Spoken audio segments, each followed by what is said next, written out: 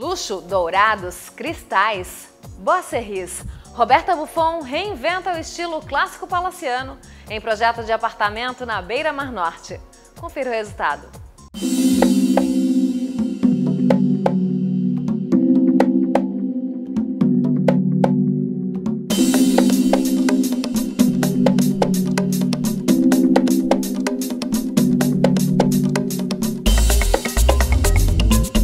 Roberta, perfil desses clientes e o briefing que eles passaram aqui, o que eles pediram quando chegaram no escritório? Então, Gisela, esse apartamento ele é de um casal jovem que tem 2 filhos pequenos, um de 2 e um de 5 anos. E eles nos trouxeram o melhor briefing que um arquiteto pode receber, que é: faz o apartamento dos teus sonhos. Então, como a gente tem aqui um apartamento num prédio muito antigo que precisava de uma reforma completa, tanto na estrutura, na parte de hidráulica, elétrica, quanto na divisão, no layout novo, a gente pôde fazer esse projeto passo a passo, muito bem pensado. Vamos abrir um parêntese aqui para falar desses apartamentos antigos, que já são projetos com marca registrada do teu escritório. Você adora esses apartamentos antigos? Adoro. São espaços muito mais generosos, não, Roberta? Exatamente. Descobrir um apartamento assim é uma grande sacada. Eu adoro por vários motivos, Gisela. Primeiro, eu brinco que são os apartamentos à la Sorro, né? Que por fora a gente acha que não é nada e quando entra é uma surpresa, é um espetáculo. Eu adoro esse fator surpresa na vida. Então, assim, a vantagem, primeiro, que a gente pode trabalhar a planta exatamente como a gente quer, porque são apartamentos que não tem colunas, não tem pilares, tem lajes grossas, então a gente consegue passar toda a tubulação subterrânea. E segundo, que as dimensões de todos os cômodos de um apartamento desse são muito mais generosas. Aqui você trocou todos os revestimentos de piso, Roberta? Tudo, é bem daquela obra que eu adoro, que a gente começa passando o trator e vai. O piso, a gente sempre combinou que ia usar a paleta cinza, preto e branco, então eu queria um piso que fosse moderno, bom, prático, que não onerasse muito essa obra.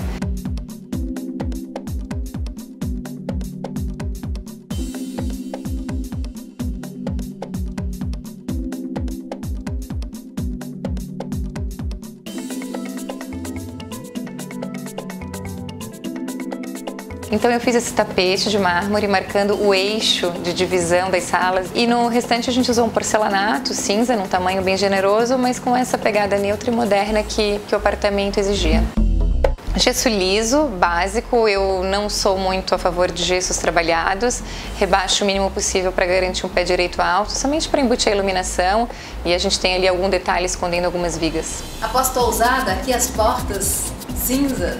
Isso. Eu acho que trabalhar com cores fortes como o cinza e o preto requer habilidade. A gente tem que cuidar muito para que não pese o ambiente. Mas quando a gente consegue trabalhar de uma maneira bacana, essas cores elas dão um aconchego incrível pro ambiente. Negro também nas paredes. Outra aposta ousada, combinado aí com o Boisserris. Essa foi uma aposta bem ousada. Eu adoro Boisserris. E aí eu olhei essas Boisserris brancas com detalhes dourados numa foto que eu tinha de referência de um espaço no exterior e eu falei, meu Deus, eu amo. Mas ela precisa de destaque, então veio a ideia do fundo preto, é uma ideia ousada que a minha cliente abraçou. E aí a gente precisava ter um contraponto para que tudo isso não pesasse, então vieram os sofás brancos de veludo, bem simétricos, fazendo esse eixo na sala, que deu esse equilíbrio para a parede preta. Veio esse aparador com chanfrado, em dourado, Isso. Glamour urgente. O glamour urgente. Adoro isso também, Gisela, porque é uma brincadeira que a gente faz e que a gente pode usar o trabalho de grandes artistas, grandes artesãos do nosso estado, que ele é um aparador super simples, desenhado por nós, feito em marcenaria, mas todo revestido com folha de ouro por um artista local. Abrindo outro parênteses aqui para falar do Recamer. É um Recamer, não é uma chaise longue. Esse é um programa para iniciados, não para iniciantes. Falando nisso, Roberta, aqui temos clientes iniciados em decoração, Sim. gente que sabe abraçar ideias Isso. diferentes. Isso é importante também, Roberta? Isso é fundamental, porque às vezes as pessoas não entendem que para ter um projeto com esse resultado final, a gente precisa de uma pessoa que confie em você, que saiba o que está fazendo, que não tenha medo de ousar, que aposte em coisas novas, porque com parede bege é difícil a gente conseguir uma coisa realmente diferente, uma coisa realmente exclusiva.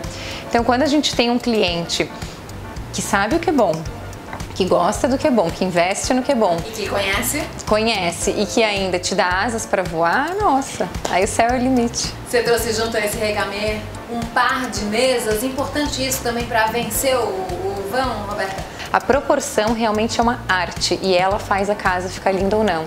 Então aqui a gente tem uma sala que é assimétrica, difícil de trabalhar com esse formato de planta, mas então a gente foi pelo um caminho fácil, que é um caminho de vencer os vãos de uma maneira proporcional. Mais uma vez, feito à mão, desenhado, essas mesas são projetos as duas com projeto nosso, revestimento de pastilha de madrepérola, uma peça feita exclusivamente para essa obra, e assim a gente consegue trazer a beleza, mas também a proporcionalidade e a função, que é o mais importante de uma casa. Tudo vai conversando, né? Então eu falo assim, no living da TV, no home theater, a gente tem uma base clássica, que são os boiseries, mas uma mobília extremamente moderna. E ali eu consegui o meu equilíbrio high-low. No living da lareira é o oposto. Eu tenho uma base moderna, que é a lareira super reta, super espartana, com um material que é moderníssimo, limestone.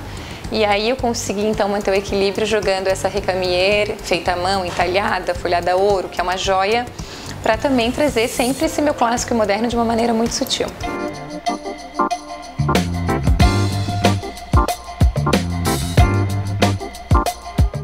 Cortina, Roberta. Adoro. Tem uma batida de moda? Adoro. Eu vi alguma coisa semelhante na sua saia. É quase a minha saia. E quem sabe eu sou capaz de pegar uma cortina dessa e ainda colocar como saia. Vestiu a cortina e partiu. Foi. Hashtag. Eu adoro essas brincadeiras. Mais uma vez, não é uma cortina. Por que uma cortina tem que ser só uma cortina? Tudo tem que ser pensado, tudo tem que ser desenhado, tudo pode ser bonito. Então aqui eu tinha um paredão enorme, eu precisava de uma cortina clara para poder compensar essas paredes cinzas e pretas. Só que eu não queria uma cortina branca e sem graça. Então a gente colocou um debrum bem à la Chanel para dar essa bossa e esse charme para a cortina. Escolhas de peças soltas da sala de jantar. A sala de jantar foi um pedido da minha cliente que tivesse um ar bem palaciano. A sala de jantar é um ambiente que ela merece ganhar essa ostentação. O lustre daí foi o oposto. Para não ficar pesado demais, eu sugeri para minha cliente que a gente usasse sim um lustre de cristal, mas com um desenho sem pingentes, numa linha bem reta, bem contemporânea, para não ficar over em função das cadeiras. Tem uma pegada de moda no desenho das cristaleiras? Total. Eu adoro as geometrias, adoro a época Art Deco, todo mundo sabe, a minha época preferida na arquitetura. E essas linhas sempre retas, mas se encontrando, formando desenhos, eu adoro por tudo. Seja tecido, seja marcenaria, seja na minha roupa, eu adoro. Na outra parede, um Fukuda. Um Fukuda sempre presente também, eu adoro. Esse fundo branco, essa cara moderna para trazer um pouquinho de ousadia para um ambiente mais clássico. Essas portas de correr também são bem favoráveis. Aqui a cozinha pode ficar integrada ou não com a sala de jantar, dependendo da conveniência dos clientes. Exatamente. Eu costumo falar que cozinha integrada ao living funciona em duas situações, na revista e na novela. Eu acho muito bacana a gente ter as duas possibilidades. Ter a possibilidade da integração, mas que quando o momento do serviço e da função da casa esteja acontecendo, a gente tem essa possibilidade de fechar.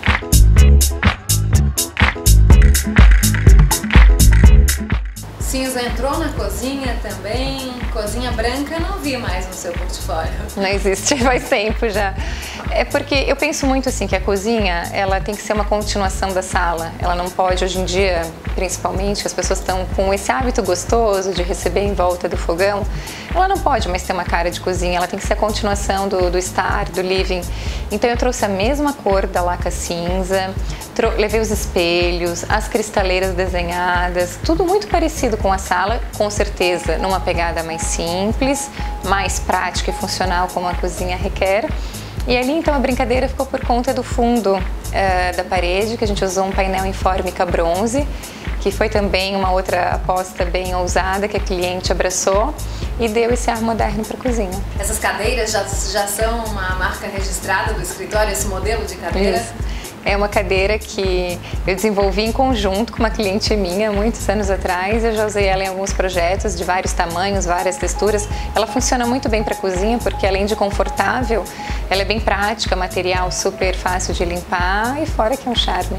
Feedback dos clientes, o que esse projeto representou no portfólio do escritório, Roberta? 10 anos em Florianópolis trabalhando? 10 anos, exatamente. Final do ano passado nós completamos 10 anos de Florianópolis e eu fico feliz demais, Gisela, porque assim, ano a ano a gente conquista maturidade profissional, uma equipe sempre muito empenhada, cada vez mais capacitada. E eu vejo que essa energia que a gente traz do escritório, a gente deixa na casa do cliente e fica. Essa casa foi inaugurada com petit comité pra gente, então isso é sinal de que o cliente realmente teve seu sonho alcançado e que a gente pode, através da arquitetura, por que não, levar a felicidade, o sonho e as coisas boas para casa dos outros. Fala da arquitetura no momento econômico do país. Fala-se muito da crise. Não tem como fugir desse assunto. Exatamente. O que acontece com o escritório de arquitetura nesses momentos? Roberta, a gente já falou sobre isso em 2008, uma crise que aconteceu não tão grande quanto Exatamente. essa. E a gente pensa assim que a arquitetura, de certa forma, é um serviço supérfluo, a arquitetura de interiores, que as pessoas se contêm mais nesse momento. O que acontece de fato com o mercado? Você acha? Olha, na minha humilde e leiga opinião, eu vejo assim, a gente tem que pensar sempre como uma coisa macro, uma visão de um todo. Eu acho que tudo caminha junto. Até uma vez eu conversei contigo sobre isso. Economia, política, serviços, arquitetura, tudo anda junto e claro que uma coisa é reflexo da outra. Então eu acho que esse é um momento para a gente realmente adequar o projeto à realidade do nosso país.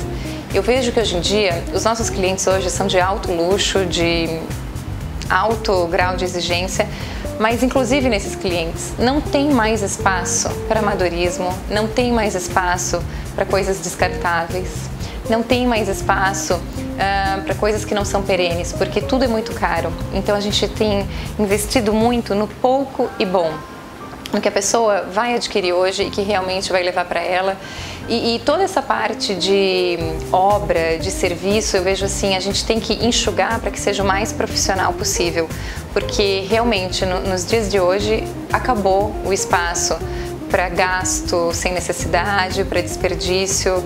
É uma coisa que o escritório tem que se adequar, desde projeto de iluminação, com lâmpada econômica, porque a conta de luz está alta, até nos materiais de luxo, sim, a gente trabalha com materiais importados, caríssimos, mas a gente precisa realmente ter essa consciência de que tudo que está ali tem que durar por muitos anos, para que aquele investimento que a pessoa faça hoje seja compensado ao longo da vida. A crise econômica não é no Brasil, é uma crise mundial. Os reflexos da crise aparecem também nas linhas da arquitetura, Roberta. Elas tornam-se mais opulentas ou mais rígidas em função de uma crise? As pessoas querem mais opulência para até escapar um pouco do momento? Com certeza, se a gente pegar toda a história da arquitetura, seja a arquitetura dos séculos 18, 19, até a nossa arquitetura, né, do século passado, 20, quando a gente sai do Art Nouveau para ir para o Art Deco, que foi toda aquela mudança do rococó e do exagero, e limpou tudo, porque as pessoas estavam assim, né, naquela época de guerra. Então eu vejo que isso está sempre muito refletido. E é uma coisa incrível também, Gisela, porque eu vejo muito a casa é o templo sagrado da pessoa. E mesmo em crise, eu vejo que as pessoas hoje, elas continuam fazendo casas lindas e querem casas lindas, porque é como se aqui ela pudesse se refugiar de todo o problema que está lá fora, como se aqui fosse o porto seguro dela. Então eu vejo que as pessoas hoje, elas estão reticentes com alguns investimentos, mas com a casa não. Porque é como se aqui fosse o único bem sagrado e aqui que ela fosse repor e se recarregar para enfrentar tudo que está lá fora. A troca do barco, a troca do automóvel fica para frente. Pode ficar para frente, mas a casa eu tenho percebido e sinto que as pessoas continuam investindo, continuam querendo fazer casas lindas, porque cada vez mais se prova que é um bem eterno, perene, e a gente precisa combinar, é o único lugar que a gente realmente vive os momentos de amor, de felicidade e se recarrega dos problemas lá fora e dentro de uma casa. Contatos da arquiteta Roberta Buffon e de outros profissionais e fornecedores no nosso site casiciatv.com.br.